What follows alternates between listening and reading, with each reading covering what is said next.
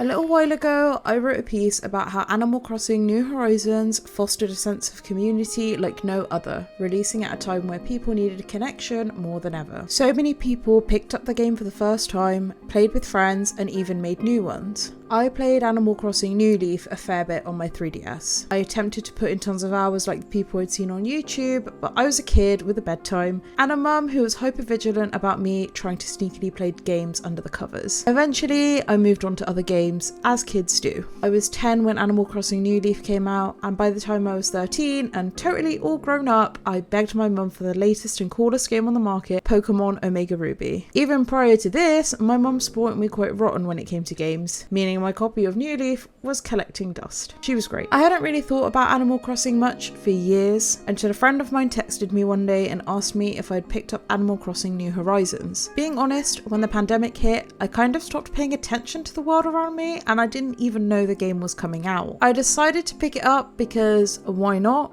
It was a way to be social at a time when I needed it most. I designed my island, visited my friends, went on the hunt for islanders I wanted most, and of course kept an eye on the turnip trade. It felt like something I was doing to pass the time, just a crutch to get me through to the other side of lockdown. I didn't know if I was enjoying playing Animal Crossing New Horizons. It felt kind of monotonous sometimes, but like I said, it was a way to pass the time. It wasn't very long before I decided something wasn't clicking for me. I decided to boot up my old copy of New Leaf to see if it was just my childlike innocence that had made the game seem so amazing. And I realised so quickly that New Horizons, while the community was great and the game was okay, didn't have the same soul as Animal Crossing New Leaf. 7 PM hit me like a ton of bricks. Music is emotional. It's meant to be emotional. But 7 PM was more than just emotional to me. And this is the case for many. This song feels like a reminder that you're so much older than you've ever been, but you're still the youngest you'll ever be. This song punches you right in the gut.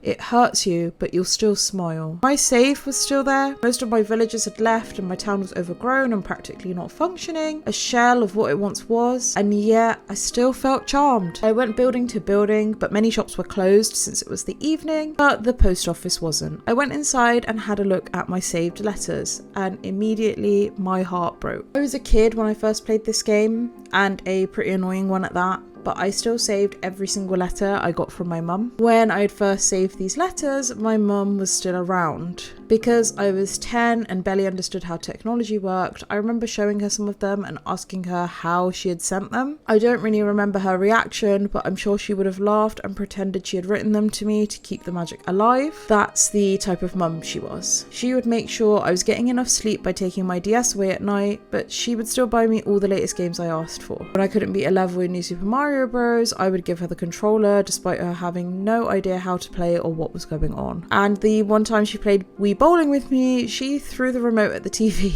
She hired me a Princess Peach bouncy castle for my birthday. My mum was the best. She didn't really get video games, but she always made sure I was happy. I was 16 when my mum passed away, and I miss her every single day. I couldn't carry on reading the letters I'd stumbled across. Despite not actually being from my mum, they were too painful. I switched back to Animal Crossing New Horizons because maybe solace was what I needed from a game, and I've never been able to open Animal Crossing New Leaf since. You still get letters from your mum in New Horizons, and when I received my first one, my gut absolutely twisted, and when I read them, I'm brought close to tears every single time. But as much as it hurts, I wouldn't want it any other way. While Animal Crossing New Horizons isn't as good as Animal Crossing New Leaf, at least you still receive letters from your mum. For a split second, I can pretend she's still here, still sending me letters and buying me games.